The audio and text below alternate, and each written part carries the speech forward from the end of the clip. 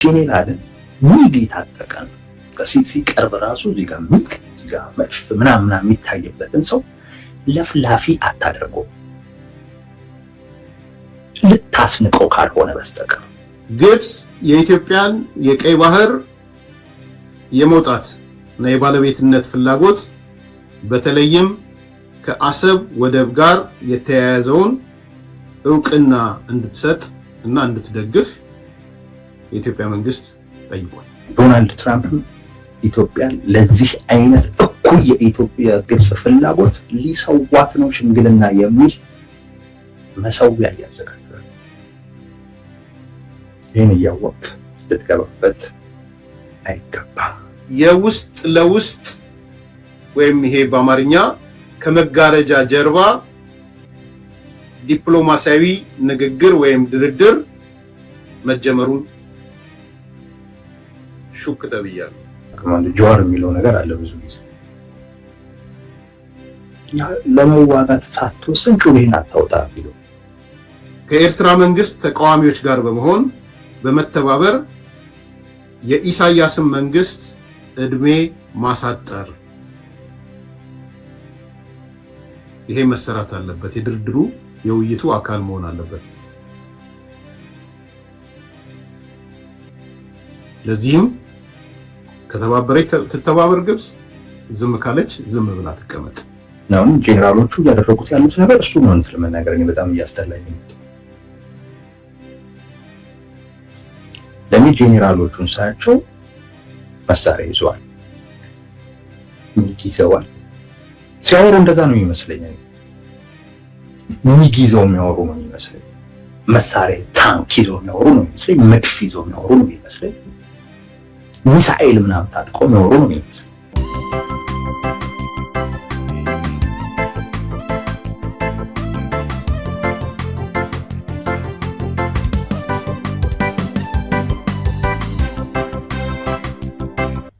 ግብጽ ኢቨን መብታችንን አሳልፈን ብንሰጥ በአባይ ወንዝ ላይ ያለን ሻዕቢያንና እሱን መሰል አይነት አካላትን መደገፋው አይቀርም። ታሪካዊ ጠላት የምንላት ለምን በድርድርም ሰጥቶ በመቀበልም ቢሆን የማይቀየር የጠላትነት ስሜት አላት እኮ እያለን እኮ ጠላትነቷ ምክንያታዊ አይደለም እያለን እኮ ያንን እኮ ነው እያለን እኮ ያለን። ወይንም ደግሞ በቃ መሰረታዊ የሆነ ቅራኔ አለን የማይታረቅ ከሀገር ከብሔራዊ ጥቅም ጋር የተያያዘ የማይታረቅ ቅራኔ አለ። ይሄ እስካለ ጊዜ ድረስ ኢትዮጵያ ልትረዳ የምትችልበት ምንም ምክንያት የለም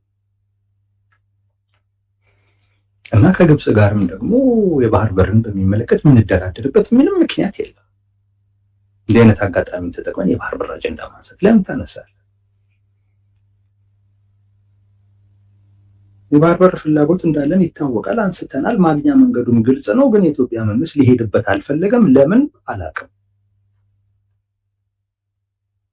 ለምን እንደሆነ አላውቅም። አንድ ጀዋር የሚለው ነገር አለ። ብዙ ጊዜ ለመዋጋት ሳትወስን ጩቤን አታውጣ ቢለው ያ ያስንቃል። ለመውጋት ሳትወስን ጩቤን አታውጣ። ዝም ብለህ ጩቤ ስላለ ብቻ አታሳይ። እንደዚህ ይናቃል። ጩቤነቱንም ሰዎች ይረሱታል። ጌጥ አይደለም፣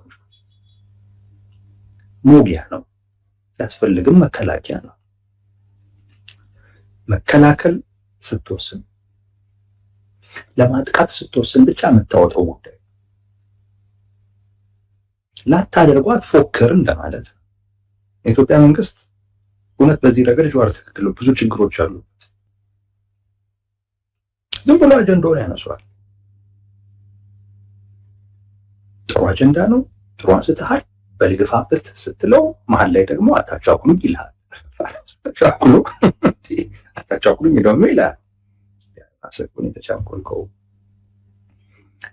መጀመሪያውኑ ብታረጋገው መችና ቻኩል ነበረ ምናምን ደግሞ ስትሉት እንደገና ደግሞ ሲያቀዘቅዘውና ሲገለው ደግሞ ታዩታላችሁ። የሆነ ሰዓት ደግሞ ይነሳበትና እንደገና ሞክራል። የባህር በር ማግኘው መንገድ ግልጽ ነው። ዓለም ላይ የምትፈልገው ነገር እንደዚህ አይነት ወሳኝ ነገር የሚገኝበት መንገድ ግልጽ ነው። የባህር በር በሽያጭ አይገኝም፣ በንግድ አይገኝም። በዛ የሚገኘው ወደብ ነው። የባህር በር የኔ ነበር ካልክ እና ከተወሰደብህ ትነጥቃለህ ወይ ሄደህ በኃይል ነው የምትይዘው። ዶናልድ ትራምፕ ግሪንላንድን ካልወሰድኩ እንደሚሉት በዛ ነው የሚወሰደው። ሌላ መንገድ የለውም። በህግ አይገኝ። ልታገኝ ባህር በር ነው የምፈልገው ካልክ ነጥቀህ ነው። ኃይል ነው ብቸኛው መንገድ፣ እሱ ነው። ሌላ መንገድ የለውም። የተነጠቅኩት ነው ደግሞ ካልክ ማስመለስ ነው። ሌላ ትጠይቃለህ አንድ ጊዜ፣ እርግጠኛ ለመሆን ሁለቴ ትጠይቃለህ። ከዛ በኋላ መንጠቅ ነው።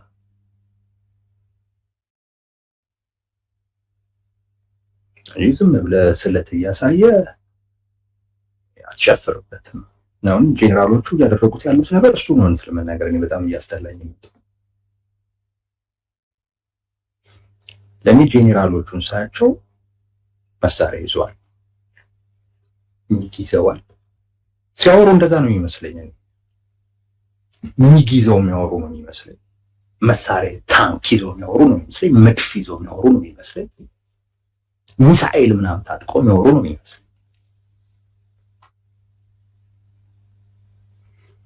እንዲህ አይነት ሰው አንዴ ነው ሲጠይቅ፣ በጣም ቆራጥ ሲሆን አይድል መስጠት አለብኝ ካለ ሁለት ጊዜ፣ በሶስተኛው ሚሳኤሉ፣ ሚጉ፣ መድፉ፣ ታንኩ ነው የሚያወራው። ያ ነው የሚያወራው። የጄኔራሉ አፉ የሚያወራው አንዴ ግፋ ቢል ሁለቴ። ጄኔራልን ሚግ የታጠቀ ነው ሲቀርብ ራሱ እዚህ ጋር ሚግ እዚህ ጋር መድፍ ምናምን የሚታይበትን ሰው ለፍላፊ አታደርገው ልታስንቀው ካልሆነ በስተቀር። የኢትዮጵያ ጄኔራሎች እየሆኑ ያሉት እንደዛ ለመለፍለፍ መለፍለፍ የማይሰለቸው ካድሬ አለ። እሱ ነው ማስለፍለፍ። ጄኔራል እንዲለፈልፋታል። ጄኔራል የሚሆነው ሲወሰን ነው። ወይኛ ያልነው እኮ ነው፣ ተወስኗል። የባህር በር ጉዳይ ያለቀ ጉዳይ ነው ያልነው ጄኔራሎች እኮ ሲሆኑ፣ ካድሬ እኮ ቢወራ እኮ እንደዛ እኮ አትልም። ግን በቃ መከላከያው ይዞት ስለ ጉዳዩ እኔ ነኝ ባለቤት፣ የኔ ጉዳይ ነው። ኦልሬዲ ዲሳይድድ በኬስ የተወሰነ ጉዳይ ነው።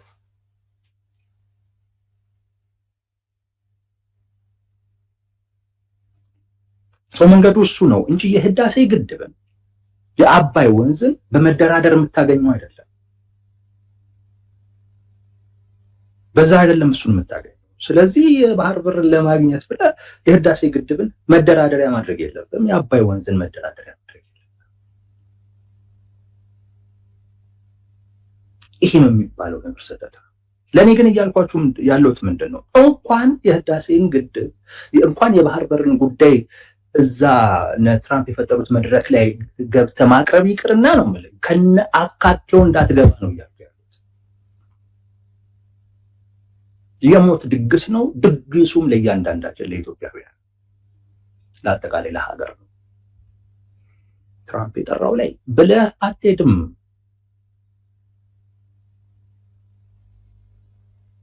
ውጤቱን እያወቅህ አትሄድም። እንዲህ ያመጣብኛል ብትሄድ ከዛ የባሰ ነው የሚመጣው። እየነገረህ እኮ ግብፅ ካሳ ይከፈለኝ እኮ እያለች እኮ ያለችበት ዋነኛው ምክንያት ዶናልድ ትራምፕ የፈጠሩት የልብ ልብ ነው። ቅርብ ጊዜ ደግሞ ሊገናኙ ነው። አልሲሲ እና ዶናልድ ትራምፕ ሊገናኙ። ግብፅ ዶናልድ ትራምፕን ይዛ መጣ ከፊት አድርጋ ዶናልድ ትራምፕ ኢትዮጵያን ለፍላጎቷ እንዲሰውላት በጣም እየሰራች ነው ያለችው። የኢትዮጵያ መንግስት በዚህ ረገድ ምንም የሰራው ነገር የለም። ምንም ሎጅ ነው የሚሰራው የኢትዮጵያ መንግስት ሎጅ ግዴታ ውስጥ ይመስል እንደ ባለሀብት የሚሰራውን ነገር ሰርተው እንደ ትልቅ ነገር ያውሉታል። ግብፅ አንዴ እዛ አንዴ እዚህ እያለች ኢትዮጵያን በየትኛውም አቅጣጫ ለመጥመድ ጫና ውስጥ ለመክተት ዓለምን ስትዞር በኢትዮጵያ መንግስት በኩል የተሰራ የረባ ነገር የለም። ምናልባት ተሰርቶ ቢሆን ኖሮ ትንሽ እንዲህ አይነቱን ነገር ቢያንስ ሊያዘገኝ ይችል ነበር። ግን የለም። እንዲህ አይነት ነገር ይመጣል፣ እንዴት ነው ቀድመን እንትን ማለት ያለብን የሚል ነገር የለም። እውነቴን ነው የምላችሁ፣ የለም።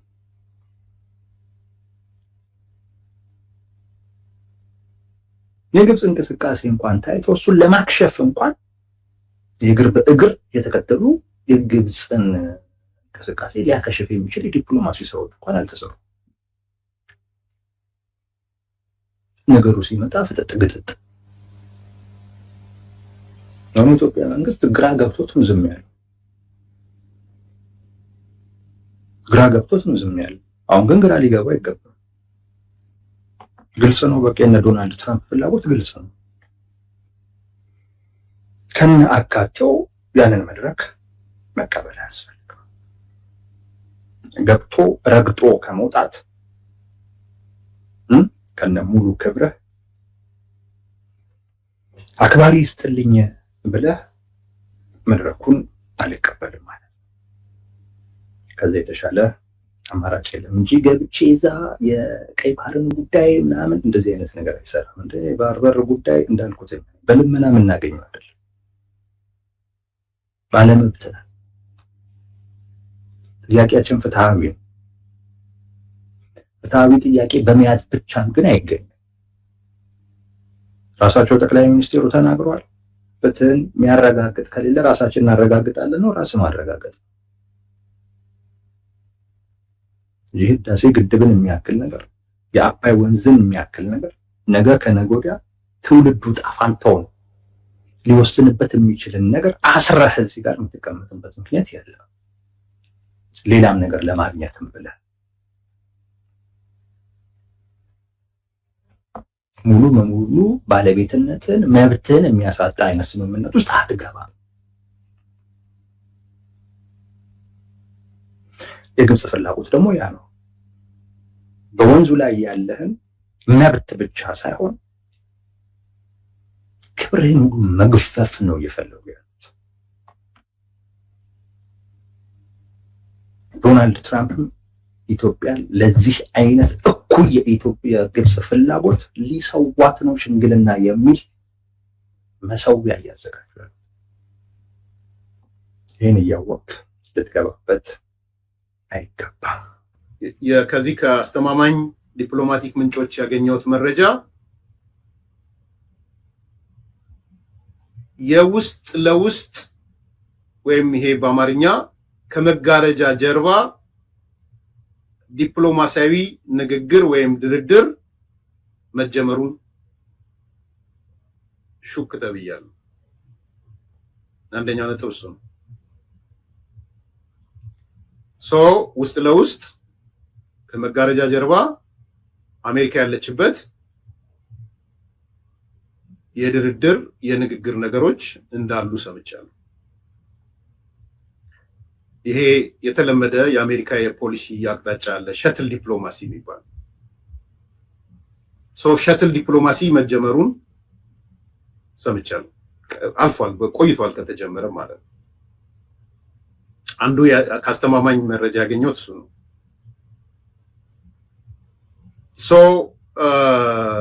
የድርድሩ አንዱ በሸትል ዲፕሎማሲ እንደተጀመረ ወይም ደግሞ ከመጋረጃ ጀርባ ነገሮች እንደተጀመሩ መረጃዎች ሰምተናል።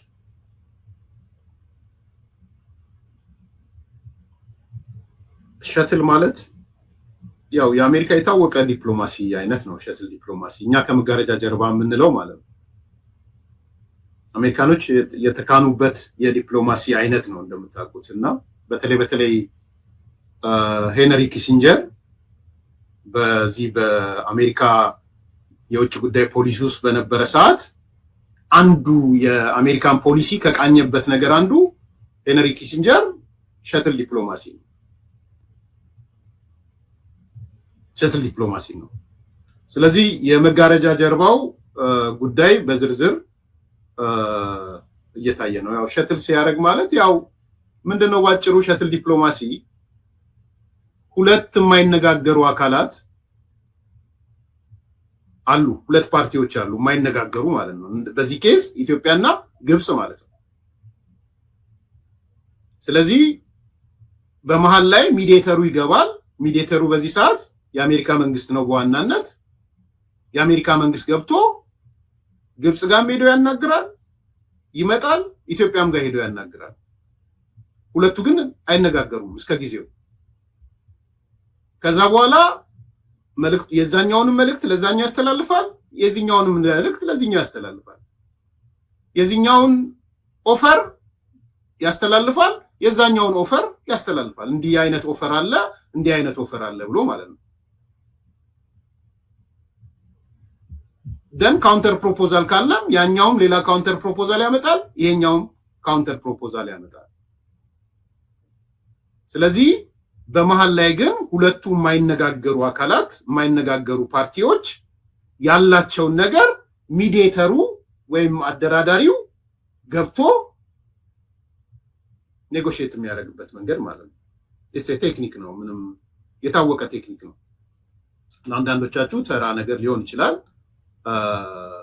ለአንዳንዶች ደግሞ ተራ ላልሆነባቸው ሰዎች ስላሉ እሱን ነው ስራ እየሰራ ያለሁት። ተራ ለሆነባችሁ የበለጠ ተራነቱን ሳይሆን ትንሽ የሚያዳብር ነገር ካለ አስተያየታችሁን እየጻፋችሁ ይሉ። እዚህ ቤት ምናልባት ግልጽ እንድትሆኑ እየተማማረንና እየተነጋገርን ነው የምንሄደው እና ይሄ የሚባል ነገርም አለ። ነበሻን አይታቸው ከሆነ ወንድሜ ተጨማሪ አስተያየት ነው የሚጨምሩት። ሌሎቹንም አይታቸው ከሆነ ማከል ነው እና ይሄ ቤት እርስ በራስ ነው እየተመጋገበ የሚሄደው። በሁሉም ፌዝ ሁሉንም ነው ኢንክሉድ የሚያደርገው። ስለዚህ በዛ እንድትወስደው። ያም ሆነ ይህ ወደ ሌላ ሳልገባ በሸትል ዲፕሎማሲ መጀመሩን አይቻለሁ። ኢትዮጵያ መንግስት ያቀረባቸው ቁም ነገሮች፣ አንደኛ በአባይ ወንዝ አጠቃቀምም ሆነ ግብጽ በምታነሳቸው በታላቁ ህዳሴ ግድብ ዙሪያ ለመደራደር ዝግጁ እንደሆነ ገልጿል። ድርድርን ገፍተን አናውቅ የሚል ነው የተገለጸው። ድርድርን ገፍተን አናውቅ ግን ፕራክቲካሊ የሚታይ እውነትም ስለሆነ ማለት ነው። ግን በስርዓት መጠየቅ ነው ያለበት። በሲሲ ወይም በግልባጭ ወይም ደግሞ ለማይመለከተው አካል ሳይሆን በስነ ስርዓት በሚጠየቅ ነገር የተገፋ ነገር አይደለም። ዳስ ቁጥር አንድ እሱ ነው። ሁለተኛ ግብጽ የኢትዮጵያን የቀይ ባህር የመውጣት እና የባለቤትነት ፍላጎት በተለይም ከአሰብ ወደብ ጋር የተያያዘውን እውቅና እንድትሰጥ እና እንድትደግፍ የኢትዮጵያ መንግስት ጠይቋል። ይሳካል አይሳካም ቅድም ስለ ሸትል ዲፕሎማሲ ስላነሳ ማለት ነው።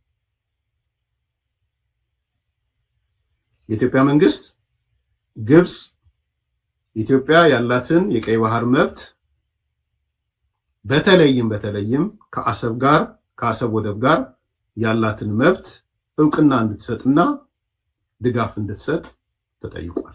ሁለተኛ እሱ ነው።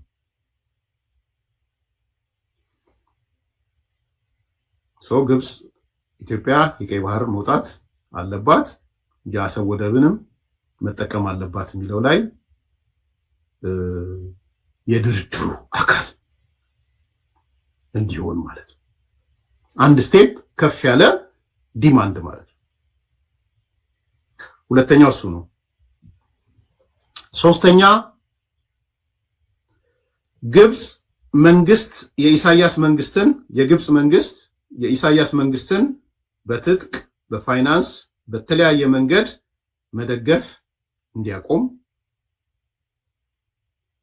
ኢሳያስ የሚፈጥረውን ሁከትና ብጥብጥ እንዲያቆም እና ግብፅ እጇን እንድታነሳ ከኢሳያስ አፈወርቂ መንግስትን ከመደገፍ እጇን እንድታነሳ ኢትዮጵያ ዲማንድ አድርጋለች። በሸትል ዲፕሎማሲ ከጠየቀቻቸው ሶስተኛው ጥያቄ ይሄ ነው። ሶስተኛ ይሄ ነው። ስለዚህ ኢሳያስን መደገፍ ግብፅ ማቆም አለባት የሚል ነው እየተነሳ ያለው። የኢሳያስን የመበጥበጥ ስራዎች ግብፅ መደገፏን ማቆም አለባት ነው። ወደ ድርድር ንምጣ እንደራደር ከተባለ ማለት ነው። አራተኛው አሜሪካንን ጨምሮ ሌሎች ኃይሎች ከኤርትራ መንግስት ተቃዋሚዎች ጋር በመሆን በመተባበር የኢሳያስን መንግስት እድሜ ማሳጠር፣ ይሄ መሰራት አለበት። የድርድሩ የውይይቱ አካል መሆን አለበት። ለዚህም ከተባበረች ትተባበር ግብፅ፣ ዝም ካለች ዝም ብላ ትቀመጥ። ነገር ግን አሜሪካንም ኢትዮጵያ መንግስትም ሌሎች የኤርትራ ተቃዋሚዎችም የመሳሰሉት በኢሳያስ አፈወርቂ መንግስት ላይ ለአንዴና ለመጨረሻ ጊዜ የሚያከትምበት ይሄ ነገር እንደ ለአሜሪካ የሸትል ዲፕሎማሲ ላይ የቀረበ ነው።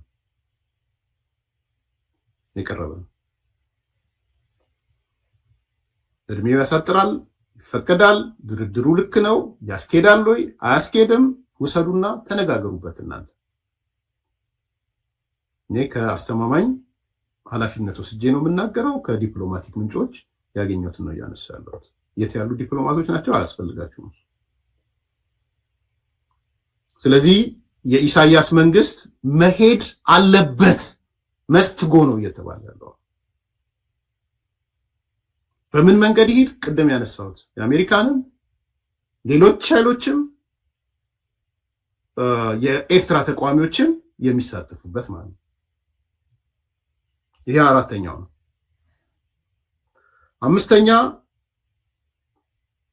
የሳውዲና ኤሚሬትን ተሳትፎ በተመለከተ ነው። የኢትዮጵያ መንግስት የአፍሪካ ህብረት መኖር አለበት በሚለውም አሁንም አክቲቭ ነው ከመጋረጃ ጀርባ ባለው አፍሪካ ህብረት። ስለዚህ ሪኳየርድ የሆነው አንዱ እንደተሟላ ሰምቻለሁ። የአፍሪካ ህብረት የሚያውቃቸው ነገሮች አሉ። ከዛ በተረፈ ግን የኢትዮጵያ መንግስትም በሳውዲ መኖርና በኤሚሬት መኖር ብዙ ተቃውሞ እንደሌለውም እነዚህ የዲፕሎማቲክ ምንጮች ነግረውኛል። ብዙ ተቃውሞ የለንም ሳውዲ መኖሯ ኤሚሬትን መኖሯ ማለት ነው። በተለይ ሳውዲ ኤሚሬትን እንደኛ እናስባትና እንተዋት። ኤሚሬትን ባለውለታችን ሆናለች። እውነት ለመናገር አንደርማይን ያደረግናት ግን ትልቁ ባለውለታችን ናት። አሁን ናዌዴይስ የሚገባኝ እንደዛ ነው። ትላንት እንደዛ አላስብም ነበር። ኤሚሬትን እናንሳና ጥያቄ የሚነሳው የሳውዲ ጉዳይ ነው። ሳውዲን ግን በአንድ በኩል ለኢትዮጵያ ብዙ ኔጌቲቭ አይደለችም የሚል ነው እየተነሳ ያለው። በነገራችን ላይ በኢትዮጵያና በሳውዲ መካከል ብዙ የከፋ ክፉ ሪሌሽንሺፕ የለም፣ ምንጮች የሚነግሩኝ ማለት ነው። ምክንያቱም ሳውዲ ኢትዮጵያ ላይ ኢንተረስት አላት፣ በጣም ብዙ ኢንተረስቶች አሏት። በተለይ በዋናነት ደግሞ የግብርና ኢንተረስት አላት። ኢትዮጵያ ሰላም ብትሆን፣ ኢትዮጵያ የወደቧ ምኗን ብታገኝ ከኮስት ቤኔፊት አንጻር ሳውዲ ትጠቀማለች እንጂ የምትጎዳው ነገር የለም።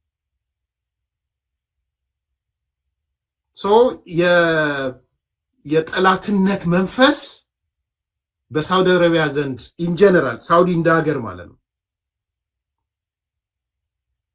የምትይዘው ነገር የለም። ነምበር 1 ግብርና ብያቸዋለሁ። የምታውቁት ነው ከግብርና ጋር ተያይዞ በኢትዮጵያና በሳውዲ አረቢያ መካከል ያለው። ነምበር 2 የምታለማቸው ፖርቶች ሳውዲ የምታለማቸውን ወይ የምትፈልጋቸውን ፖርቶች ኢትዮጵያ ካልተጠቀመበችበት አብዛኞቹ ትርጉም አልባ ነው የሚሆኑት። ስለዚህ ከሌሎች ከግብርና ውጪ ባሉ ኢንቨስትመንቶችም ከዚህ ከፖርት ምናምን ጋር ተያይዞ ሳውዲ እንትን አላት፣ ኢንተረስት አላት። 2 3ኛ ኢትዮጵያ ውስጥ እየመጡ ያሉ ኢንቨስትመንቶች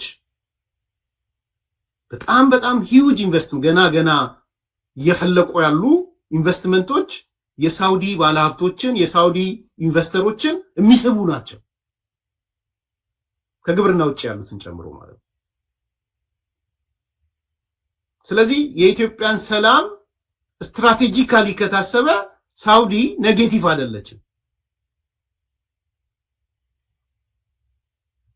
በብዙ ነገሮች በኢንቨስትመንትም በግብርናም በስዋፖርት ዴቨሎፕ በምታደርገውም በሌሎች ነገሮችም። ይሄ ብቻ ግን አይደለም። ባለኝ መረጃ በሰማሁት የሱዳን ኬዝ ሳውዲ ልትፈታው ትችላለች፣ አንዱ አጋሮና ከመጣች በተለይ ከግብፅ ከተፋታ ካረገችው። የቀይ ባህር ጥያቄ ሳውዲ አረቢያን የሚጎዳት አይደለም።